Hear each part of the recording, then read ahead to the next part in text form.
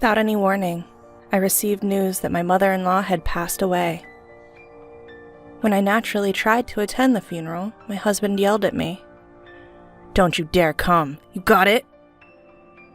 "What are you talking about? She's passed away. What kind of daughter-in-law wouldn't go to the funeral? My mom hated you. Don't even think about showing up. You'll be a nuisance." Though my relationship with mother-in-law was never close, the woman was gone. Not attending the funeral as a daughter-in-law would be beyond disrespectful. Ignoring my husband's words, I headed to the funeral hall, which was a bit far away. When I got there, I saw my husband leading the mourning rites. Wait, what's going on here? Whose funeral is this? What followed was a shocking truth that was hard to believe. My name is Sophia. I'm 30 years old. I've been married for 3 years and live with my husband, William. Things were great back then, but not anymore. I won't sugarcoat it, I'm not satisfied with my married life. The main problem lies with my husband. I became a housewife when we got married. That's because when he proposed, he asked me to quit my job and stay home. Since I was just an office worker with no particular passion for my job, I complied and quit. But that was a mistake. For the first year of marriage, everything was relatively fine. Things took a turn for the worse in our second year. I used to receive $1,000 a month for living expenses from my husband, but suddenly it was cut to $500. Look, William, making ends meet with just $500 is impossible. Why? I'm covering the rent. All you have to worry about is utilities and groceries, right? Even for basic household items, $500 isn't enough, especially when you factor in utilities and food. You're the one who's supposed to make it work, aren't you? You're living on my income. Figure it out. In the end, he wouldn't compromise, so I had no choice but to make do with $500. No matter how hard I tried, it was just not enough. My husband eats more than the average person, making it even harder. After a year of living off my savings, I watched the balance steadily decline since there was no income. Every time I checked the balance, the number kept getting smaller and smaller. Seeing this filled me with a bottomless sense of dread. What will happen to me when this account hits zero? $500 is just not enough, no matter how hard I try. William shows no signs of increasing the household budget. What am I to do? That's when I decided it was time to go back to work. Even if I can only work part-time, I should be able to make between $800 to $900 a month. That extra income would certainly make life easier. That night, when I approached my husband with the idea, he visibly recoiled. Work? You can't be serious. No way. Why not? This would give us more breathing room. If life is tough, it's because you're bad at budgeting. It's your fault. I've done all I can. Life is still hard. That's why I've been considering other options. Playing the victim, huh? You can live because of me. How dare you even say that? His dismissive tone fueled my growing rage. Before I knew it, I was letting him have it, louder than I'd ever imagined. Enough is enough! You're the one who wanted me to be a housewife. Since when does yelling solve anything? I just want you to understand. How can anyone make ends meet with just $500? Shut up! Stop blaming others! Think of something else, you loser! He spewed these words, shoved me aside, and stormed out of the living room. I fell to the floor, tears flowing uncontrollably.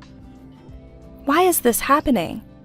All I wanted was a peaceful married life. I always felt the need to talk to someone about my worries, but my parents live far away and it's not easy to visit them. I couldn't keep silent anymore, so I initiated a discussion. On the other hand, my in-laws live only an hour away by car. However, my husband doesn't seem to get along with them, so we've had no contact since we got married. So, talking to my in-laws is pretty much out of the question. After getting married, I moved closer to my husband's workplace, making it difficult and expensive to meet up with my former coworkers. As for my friends back home, well, I can only imagine what they'd say if I tried to meet up. So here I was, living in fear of my own husband. But then things started to change.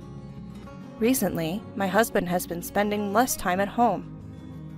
He started working late and going on business trips more often, which meant he was rarely home for dinner. If he's not eating at home, there's no need to stock up on a lot of groceries. This means I don't have to buy groceries in bulk, which helps me get by on the $500 he gives me each month. Also, I've started working from home and now make about $700 a month. I've started enjoying a more independent lifestyle, especially when he's not around. And it's been going on for about a year now. Recently, my husband has been too busy with work to come home much. But when he does, he treats me terribly and shouts insults. Lately, he hasn't even been giving me any money for living expenses. Then one day, something unexpected happened. When my husband came home from work, he seemed really rattled. Without missing a beat, he blurted out, "My mom is dead." "Wait, what? Are you joking?" I turned back to him and he yelled, "Why would I lie about something like this?" "But your mom was still young." "I'll go to the funeral the day after tomorrow, alone. You stay here." Caught off guard by his unexpected words, I couldn't help but blurt out, "What? What do you mean? Why would you go alone to your mother's funeral?" "She's my mom, so I should be the one to go. You don't need to come." "Wait a minute. That's ridiculous. She's my mother-in-law too, you know? That doesn't matter. I'm enough for my mom's funeral." "Are you serious?" I couldn't comprehend his rationale and my frustration was growing. Confused and puzzled, his impatience was obvious. "Just don't come to the funeral. Got it?" "What are you talking about? What kind of daughter-in-law doesn't attend her mother-in-law's funeral?" "Ugh, enough. Mom hated you, okay? Just don't show up at the funeral." "What? My mother-in-law hated me?" "Yes, exactly. So even if you did come to the funeral, my deceased mom wouldn't be happy." I can't believe this. My chest hurt sharply as the brutal truth was abruptly laid before me. Seeing me like this, my husband sighed in annoyance. "Enough already. If Mom hated you, Dad feels the same. Your presence would just make everyone uncomfortable." "Fine, I get it. Just stop." "You better, all right? Don't come to the funeral." Pressured by my husband, all I could do was nod. 2 days later, early in the morning, my husband busily got ready and quickly put on his morning clothes. When he went to the bathroom, I picked up his discarded pajamas. That's when I noticed his phone left open on the table. Looks like he was checking out the venue for today. The driving directions are up on the screen. It's about a 40-minute drive from home. Something felt off. Wait, something's not right. That direction isn't toward William's family home. It would take at least an hour and a half to get there from his parents' house. Wouldn't they usually choose a closer location? Why go somewhere so far away? Caught up in these thoughts, my husband returned from setting his hair. I quickly left the scene, pajamas in hand, making sure he didn't notice I'd seen his phone. He said, "I'm leaving," and walked out the door. Still uneasy, I decided to attend my mother-in-law's funeral in morning clothes. When I arrived, I couldn't believe my eyes. Unfamiliar faces filled the family and staff seats. And there was my husband, giving a speech as the chief mourner. "Thank you all for gathering here today in honor of my wife." What is this? My wife, Riley, was...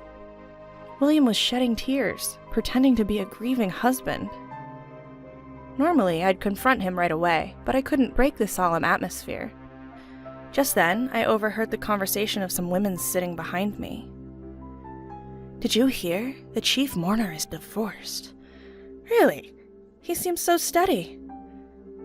"Yeah, his previous wife was a handful, you know. Apparently, she left him with a huge debt." "A debt?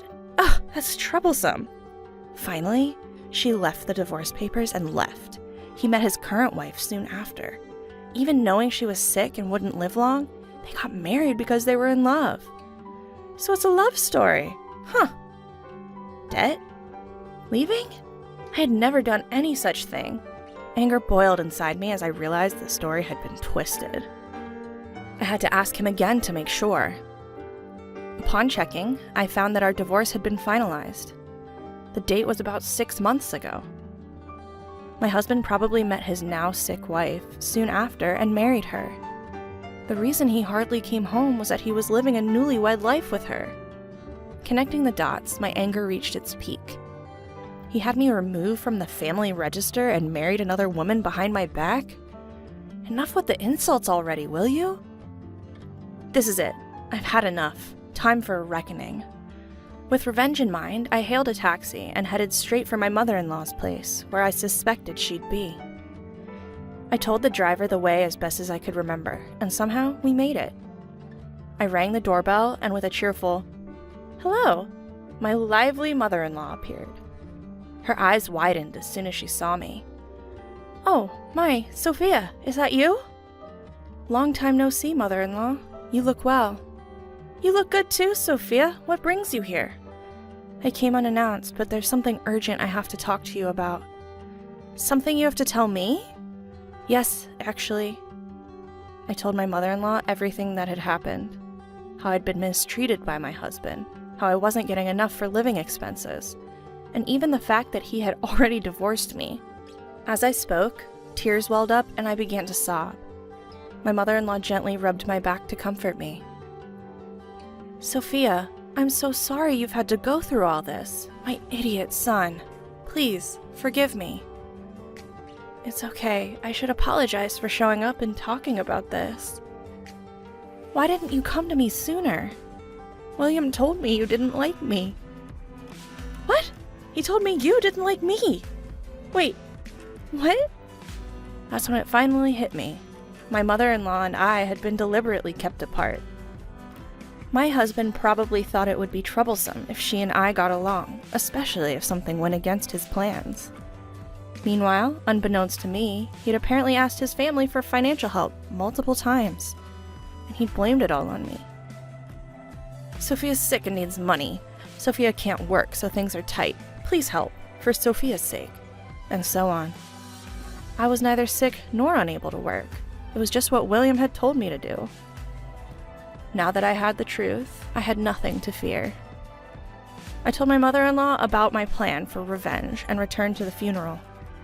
Though it had already ended, a few people were still around. I approached one of them. "Excuse me, do you know where the deceased's family lives? I couldn't make it to the funeral, and I want to bring some flowers later." Pretending to be an acquaintance, I managed to get the address of my husband's mistress's family home. The next day, I took some funeral flowers and headed to their place. When I rang the doorbell, a woman who looked quite worn, probably from the grief of losing her daughter, answered the door. It was likely the mistress's mother. I introduced myself as a friend. I was invited inside. Once led to the room with the family altar, I saw my husband there. Sophia? What are you doing here?" Upon saying my name, my husband quickly covered his mouth. The father of the mistress asked, "William, what's going on?" That's when I let it all out. "I'm sorry for lying. I am this man's ex-wife." "Ex-wife? Why would you be here?" "Your daughter and I were both deceived by this man. I found out just yesterday at Riley's funeral that I was divorced." "What? What does that mean?" He told me it was my mother-in-law's funeral and told me not to come. I suspected something was off, so I followed him, only to find out it was the funeral of his new wife. "What's the meaning of this? William, explain yourself." At the sound of Riley's father's furious voice, William's face turned pale as he looked down. The atmosphere, once laden with sorrow, completely shifted, as if sensing his wrongdoings. Riley's father's face turned beet red as his body trembled. Amidst all this, I commenced my final act of revenge. Suddenly, the doorbell rang, and Riley's mother headed for the front door. When she returned, she was accompanied by my mother-in-law. "Mom?" Sweat erupted from William's forehead. He was visibly shaken. My mother-in-law proceeded to give him a piece of her mind. "Causing trouble for others. What do you think you're doing? Pay back the money you borrowed from us right now, and don't you dare blame Sophia." "Wait, Mom, this is not the time to—" "You owe an apology to Sophia? that woman, and even your parents, right here, right now. Do you even understand what you've done? Declaring me dead and removing Sophia from the family registry. That's the height of disrespect. Mom, can we talk about this later? This isn't the place to... That's exactly why it's the right place. It would be unfair to the other woman and your parents if I didn't. I'm here to make sure everyone knows what a loser you are. Riley's father grabbed William by the collar and shouted, "You've got to be kidding." Seemingly terrified, William started to cry on the spot. Turns out, William had lied to Riley's father about needing money for Riley and had borrowed from him. Upon questioning, it was revealed that William had gambled away all the money. In the end, William was kicked out of Riley's house and faced legal actions. Ignoring his tearful face, I turned my back with my mother-in-law and started to walk away. At that moment, a desperate voice called out from behind. Wait! I turned around slowly. What? Sophia, I'm really sorry. Can we start over? Excuse me? If you don't help, I'll be sued. Don't worry. I plan on suing you too. What? Yes, I had already made up my mind. After all the unjust treatment and being served with fake divorce papers, I'll sue him through a lawyer. Please, forgive me. Fuming, I unleashed my feelings on my husband. Do you think saying sorry will make everything okay? Do you even understand what you've done? Filing for divorce without telling me is a legal issue, you know? Your apologies are worthless because you've been lying and asking for financial support. Utterly worthless. So Sophia, wait, please. Quiet. Do you have any idea how many people you've hurt with your actions? What you've done isn't easily forgivable. Even a lifetime of making amends won't be enough. So from now on, stay out of my life. If you show up again, I won't hesitate to ruin you. My mother-in-law's hand touched my back as I spoke assertively. Her warmth almost brought me to tears. Afterwards, William ended up paying back the $10,000 he borrowed from Riley's father in one lump sum. Additionally, he had to pay me alimony and a fine for forgery. His salary was never that high to begin with. The financial hit seemed to hurt him quite a bit. He had to go into debt to pay the alimony, and now he's even getting collection calls at work. It's only a matter of time before he loses his job. As for me, I went back to my old job right after the divorce. Now I'm living in an apartment near my workplace and enjoying peaceful days. Since then, I've been meeting with my mother-in-law regularly and updating each other on our lives. I feel our relationship has deepened even more after the divorce. My mother-in-law, who stood by me as we took our stand against her own son. I plan to cherish her as a second mother from here on out.